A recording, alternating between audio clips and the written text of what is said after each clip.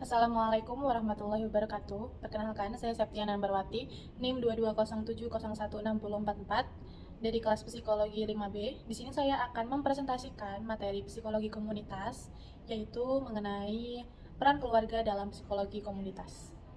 Menurut Kyriakos dan Tienari pada tahun 2018, psikologi komunitas merupakan cabang dari ilmu psikologi yang mempelajari perilaku manusia dalam kaitannya dengan konteks sosial di sekitarnya. Kemudian, menurut Fatmawati dan kawan-kawan pada tahun 2022, keluarga adalah tempat di mana individu tumbuh, berkembang, dan mempelajari nilai-nilai yang akan membentuk kepribadiannya di masa depan. Proses pembelajaran ini berlangsung secara terus-menerus sepanjang hidup individu. Dalam mempelajari peran keluarga dalam psikologi komunitas, terdapat beberapa teori yang relevan. Yang pertama adalah teori ekologi Bronfenbrenner. Teori ekologi ini menyatakan bahwa perkembangan manusia dipengaruhi oleh lingkungan tempat mereka berada. Interaksi dua arah antar individu dan lingkungan akan membentuk perilaku individu tersebut.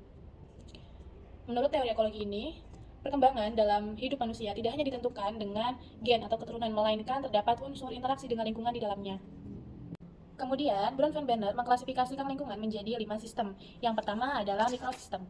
Mikrosistem merupakan lingkungan di mana individu paling sering berinteraksi secara langsung dan berhadapan dengan orang lain. Lingkungan ini mencakup tempat-tempat yang paling dekat dengan individu seperti keluarga, teman sebaya, sekolah, dan juga tetangga. Kemudian yang kedua adalah mesosistem. Mesosistem merupakan interaksi antara dua atau lebih dari mikrosistem, yaitu lingkungan-lingkungan yang terdekat dengan individu. Sebagai contoh, terdapat seorang anak yang melakukan kesalahan di sekolahan, kemudian pihak sekolah ini memanggil keluarga. Nah, berdasarkan kasus tersebut, dapat dilihat bahwa terjadi interaksi antar dua mikrosistem, yaitu mikrosistem lingkungan sekolah dan juga mikrosistem lingkungan keluarga. Kemudian yang ketiga adalah eksosistem. Eksosistem ini sebenarnya tidak jauh berbeda dengan mesosistem, hanya saja yang membedakan pada eksosistem ini, individu tidak terlibat secara langsung. Contohnya, dalam sebuah keluarga terjadi pertengkaran di antara ayah dan ibu. Seorang anak mungkin tidak terlibat langsung dalam pertengkaran tersebut, akan tetapi seorang anak ini akan menerima dampak seperti sedih dan lain sebagainya. Kemudian dari situ anak ini di lingkungan sekolahnya menjadi pendiam, tidak fokus dalam belajar, kemudian dalam lingkungan teman sebayanya dia menjadi murung dan menyendiri. Kemudian yang keempat adalah makrosistem. Makrosistem merujuk pada keseluruhan pola budaya atau lingkungan sosial yang mempengaruhi kehidupan individu. Budaya dalam konteks ini mencakup berbagai aspek seperti nilai-nilai, keyakinan, kebiasaan, adat istiadat, dan lain sebagainya. Kemudian yang terakhir adalah kronosistem. Kronosistem ini mengacu pada peristiwa-peristiwa sepanjang hidup individu serta kondisi sosio-historis yang menggambarkan perubahan dalam kehidupan individu. Ini bisa mencakup perubahan dalam struktur keluarga, tempat tinggal, pekerjaan orang tua, hingga peristiwa besar seperti perang atau bencana ataupun kehilangan. Kemudian teori yang kedua adalah teori sistem keluarga oleh Bowen. Menurut teori ini, keluarga dipandang sebagai suatu sistem emosional yang saling terkait. Setiap anggota keluarga tidak berfungsi secara terpisah, melainkan sebagai bagian dari jaringan emosional yang kompleks. Teori ini menekankan bahwa perubahan pada satu anggota keluarga, baik dari segi perilaku maupun emosional, akan berdampak pada seluruh sistem keluarga. Kemudian, ketika terjadi perubahan dalam lingkungan keluarga, maka dapat mempengaruhi hubungan keluarga dengan komunitas serta cara keluarga berfungsi di masyarakat. Kemudian, teori yang selanjutnya adalah teori modal sosial oleh Coleman dan Putnam. Menurut teori ini, keluarga memainkan peran yang sangat penting dalam membangun dan mempertahankan jaringan sosial serta norma timbal balik yang mengikat masyarakat. Syahra pada tahun 2020 menjelaskan bahwa teori ini berfokus pada modal sosial yang merujuk pada sumber daya yang muncul dari hubungan sosial, termasuk di dalamnya terdapat kepercayaan, norma, dan jejaring yang memperkuat solidaritas dan kerjasama di dalam komunitas. Dalam konteks teori ini, keluarga dianggap sebagai sumber utama modal sosial, karena keluarga dapat menjadi hubungan yang kuat dalam sosialnya, kemudian dukungan dan timbal balik, jaringan sosial, dan sebagai kontinuitas norma sosial. Kemudian, materi yang selanjutnya adalah mengenai peran keluarga dalam psikologi komunitas.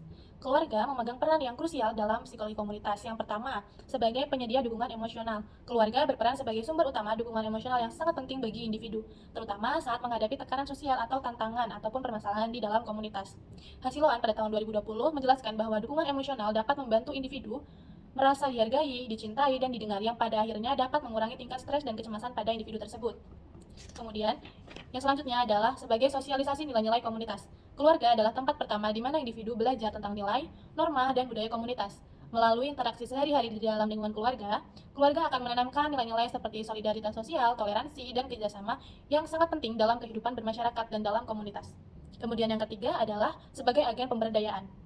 Dalam psikologi komunitas, pemberdayaan adalah tujuan utama untuk meningkatkan partisipasi dan kesejahteraan individu dalam komunitas. Keluarga dapat berperan sebagai agen pemberdayaan dengan menyediakan akses ke pendidikan, pengetahuan, dan keterampilan yang dibutuhkan oleh anggota keluarga. Kemudian yang selanjutnya adalah sebagai penghubung dengan sumber daya komunitas. Manik pada tahun 2021 menjelaskan bahwa keluarga berperan sebagai penghubung penting antara anggotanya dengan berbagai sumber daya komunitas seperti sekolah, layanan kesehatan, dan program sosial. Dengan memastikan bahwa setiap anggota keluarga dapat mengakses layanan ini, keluarga membantu memenuhi kebutuhan dasar, mendukung perkembangan, dan meningkatkan kualitas hidup individu. Peran ini tidak hanya berdampak pada kesejahteraan anggota keluarga saja, akan tetapi dapat memperkuat komunitas secara keseluruhan karena individu lebih sehat dan terdidik lebih mampu berkontribusi positif pada masyarakat di sekitarnya. Kemudian yang selanjutnya adalah sebagai pemberdayaan keluarga. Keluarga berperan sebagai fondasi utama yang membentuk karakter dan kualitas individu dalam masyarakat. Dalam konteks psikologi komunitas, keluarga dipandang sebagai unit sosial yang sangat penting karena kesejahteraan individu seringkali berakar pada dinamika keluarga yang sehat.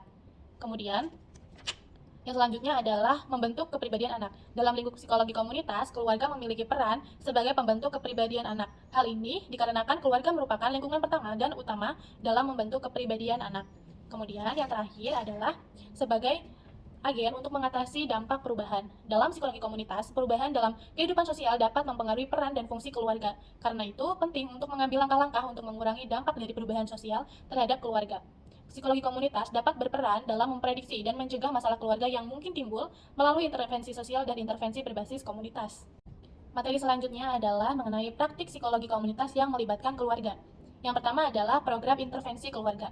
Program ini bertujuan untuk memberdayakan keluarga di komunitas yang rentan dengan mementingkan keterampilan pengasuhan. Keluarga diajarkan metode pengasuhan positif termasuk cara memberikan disiplin dan efektif serta dukungan sosial kepada anak. Kemudian yang kedua adalah pemberdayaan ekonomi keluarga. Pemberdayaan ekonomi keluarga menitikberatkan pada peningkatan kesejahteraan keluarga melalui pengembangan ekonomi. Program pelatihan keterampilan kerja yang sesuai dengan kebutuhan pasar dapat membantu anggota keluarga untuk mendapatkan pekerjaan yang lebih baik atau juga dapat memulai untuk membuka usaha. Kemudian yang terakhir adalah layanan kesehatan mental berbasis keluarga. Program ini melibatkan keluarga secara langsung dalam proses pemulihan anggota yang mengalami gangguan mental. Keluarga diberikan edukasi mengenai kesehatan mental sehingga mereka bisa memahami kondisi anggota yang terdampak. Sekian yang dapat saya sampaikan, kurang lebihnya mohon maaf. Wassalamualaikum warahmatullahi wabarakatuh.